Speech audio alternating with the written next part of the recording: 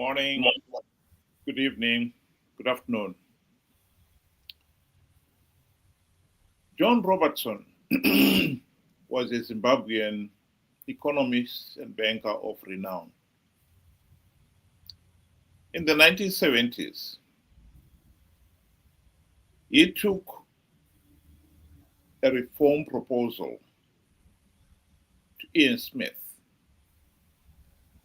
Prime Minister of Rhodesia. The proposal was a very simple one. Give the rural peasants of Zimbabwe the right to own land,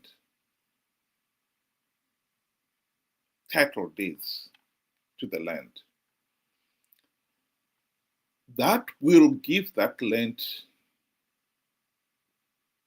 economic value. That will also give the people themselves the confidence that it is theirs, and they can use it as collateral. And they can use it with confidence to invest in building better homesteads for themselves, improve that piece of land. It may be just a few acres. But the important thing is it has given it commercial value.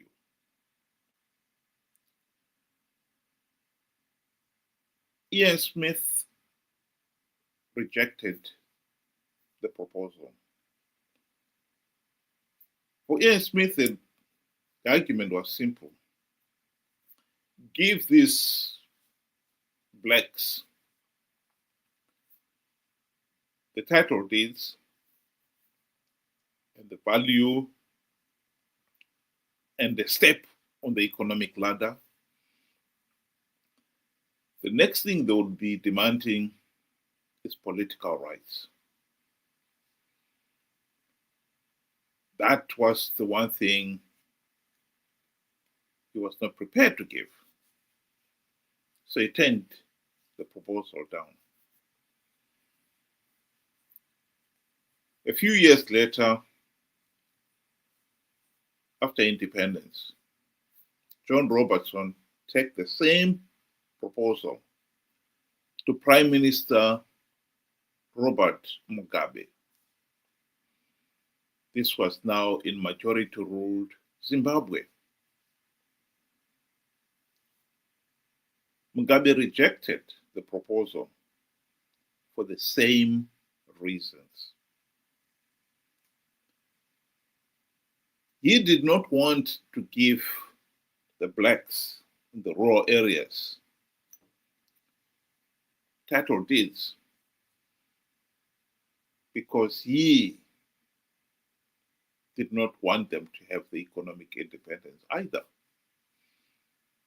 for selfish political reasons. This has been at the heart of our problem in Zimbabwe. We have the ruling elite who have forced millions of our people into poverty for their own selfish reasons. Here is Margaret Dongo admitting to that very point. They have wrong priorities, especially the current government. How can you go and build an airport which services a few people, and the majority are the elite and the so-called investors?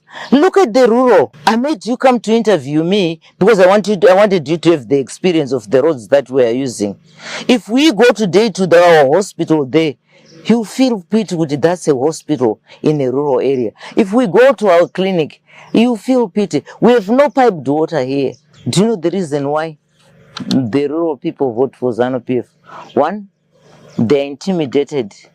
Two, the policy is that the rural people should remain poor and subservient to the government. They should remain poor because if they remain poor, they continue singing the song for their master. This is why these people have been impoverished. It's for a reason. Because at the moment, if you economic empower these people, they'll go out of hand. Zanu PF will never have control over them.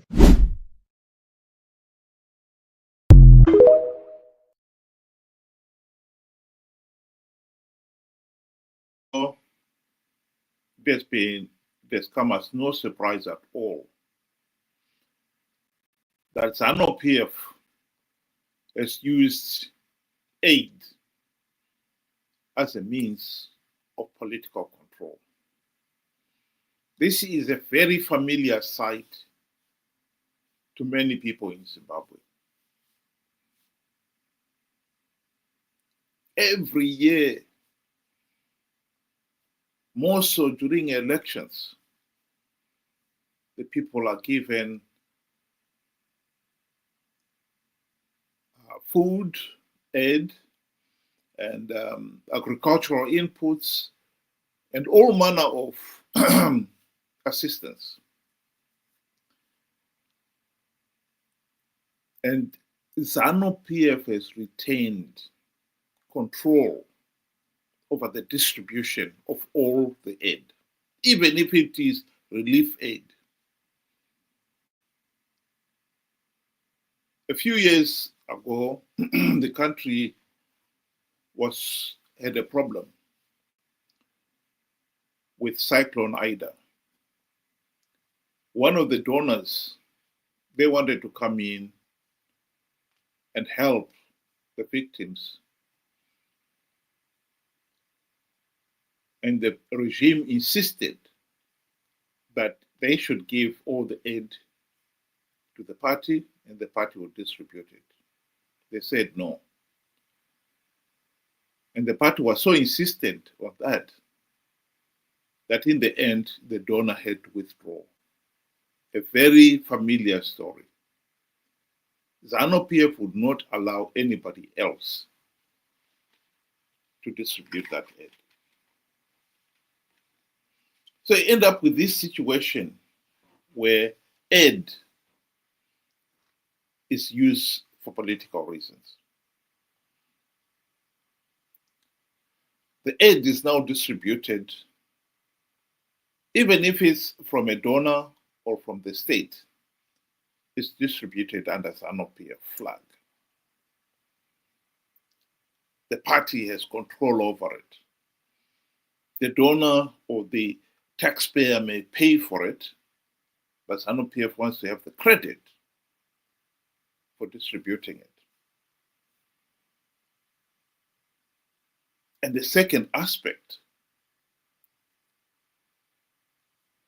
is that the party is using that aid as a carrot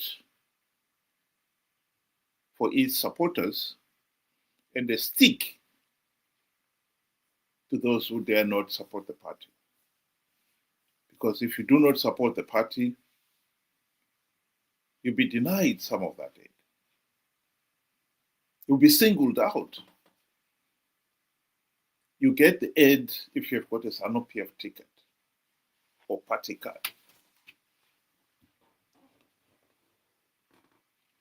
Which becomes totally meaningless. But that is the reality in Zimbabwe.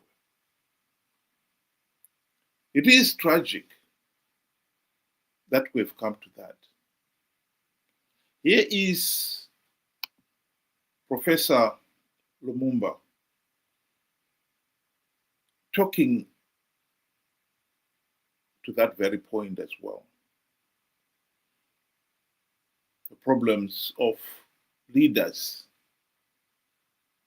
abusing or keeping the majority or the ordinary people poor for their own selfish political ends.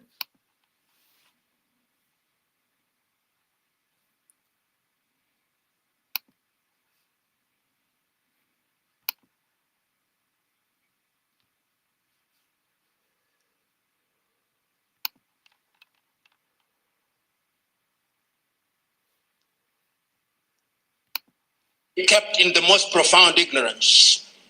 If I step it down into English, it simply means that the safety of the leader demands that the people be kept in poverty. And that is what happens in Africa. In Europe and America, during elections, they go around kissing babies and appearing to be nice. In Africa, they go around distributing rice and maize, appearing to be nice. In other words, the typical politician impoverishes the people so that they may become attractive to them. And in order to be attractive, you must appear to have money. And this is why those in the political arena in many African countries have an insatiable appetite for things. Primitive accumulation of things is the rule. A friend of mine once corrected me when I said that in Africa there is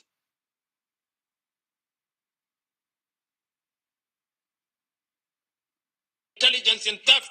What we see in Africa is looting and theft on an industrial scale.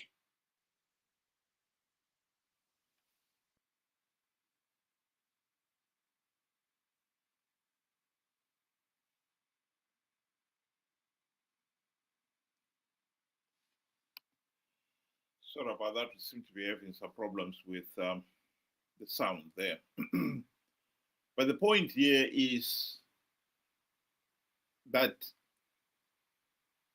in Zimbabwe in particular, the regime has kept the rural people particularly deliberately poor for its own political ends. They are not allowed to have title deeds to the land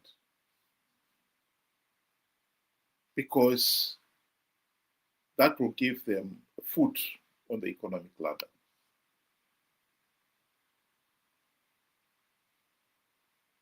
It's tragic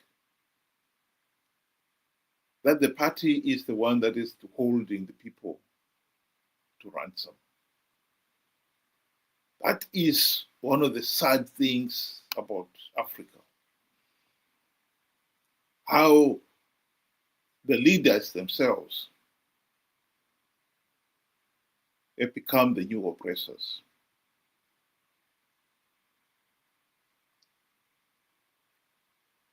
It is normal during elections for the rural people to get this various food aid, even if they don't want it. It's part of the campaigning. And in most of those cases, it's actually wasted. Because more often than not, the rainy season does not follow the Zanu PF campaign program. So the rallies may be held way after the rains have started. And yet you find people are still being given seed or fertilizer, which should have been given months earlier. But because the campaign period did not allow it, it's being given late, and it's too late to be used. And it cannot be kept for the next season. So a lot of it is wasted. The amount of wastage is amazing. But what really matters is that people should be kept deliberately poor for selfish political ends.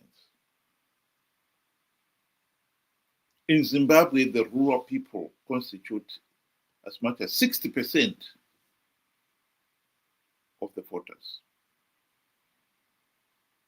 And Zanu PF, ever since the country's independence, has always maintained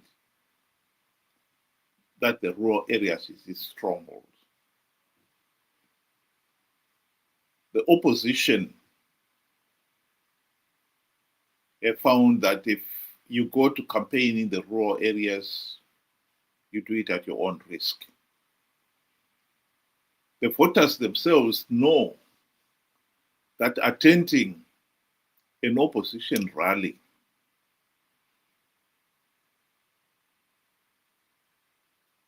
could be a costly thing, because it is common that as soon as the opposition have left, you will have visitors who would be asking you who was there, what were they talking about, what do they want.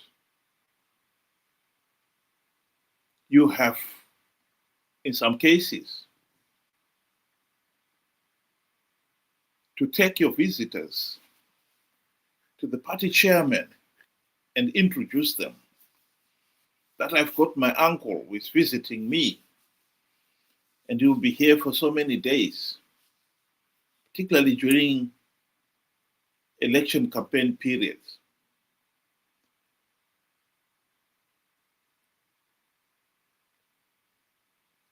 And it will be very unwise to wear opposition regalia in some of these hot areas. Many people, particularly in the election of 2008, were punished for that. The democratic reforms that should have been implemented during the GNU to end this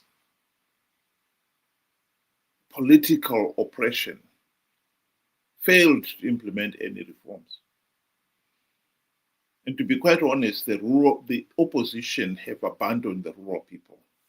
The opposition consider the urban centers as their strongholds, and they've been quite content with winning seats in those strongholds, and leave Zanu PF to do as it damn well pleased in the rural areas. The opposition have abandoned the rural voters. This is the tragedy of Africa. Zimbabwe will never really have free, fair, and credible elections until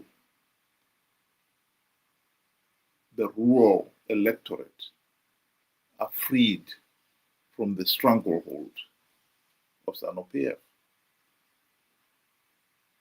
That is the reality. That is the truth.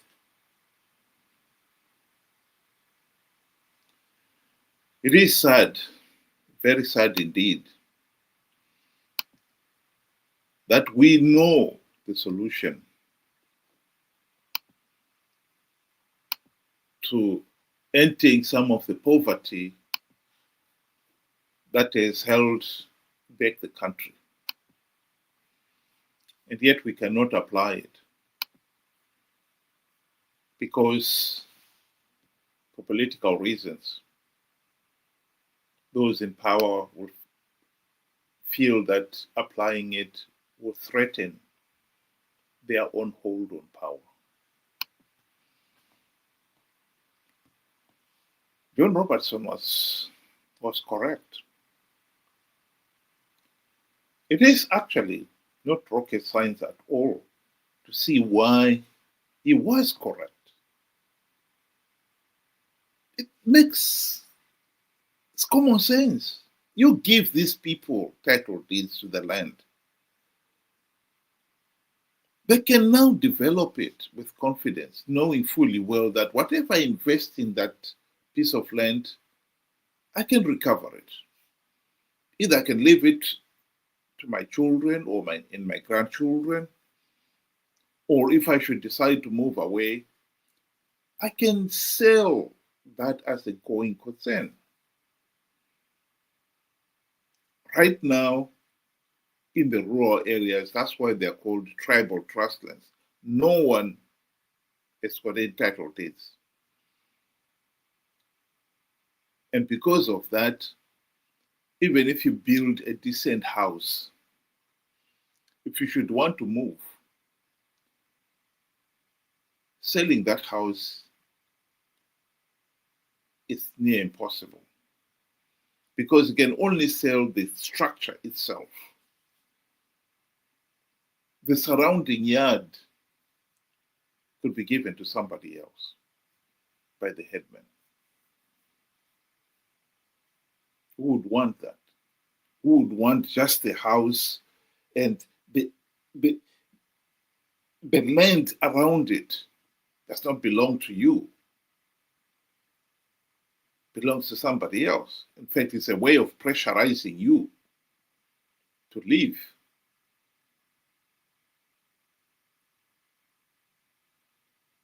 It is a pity that 45 years after independence, we still have a situation where millions, and I'm talking of millions here, of ordinary Zimbabweans, are denied the right to own the one thing that could mean something to them, land.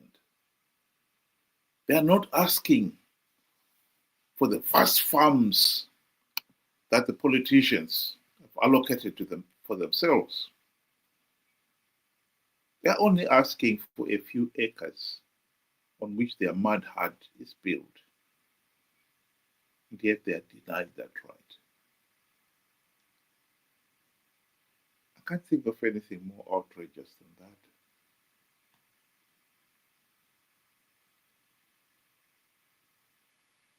I hope someday sanity will return to the land. And in honor of the late John Robertson, his plan can finally be allowed to go ahead. It's a common sense plan.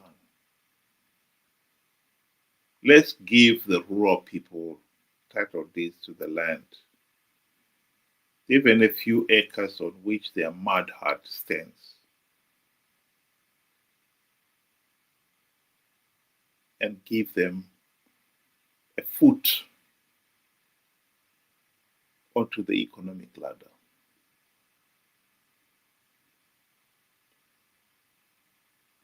And hope that that will also lead to political power.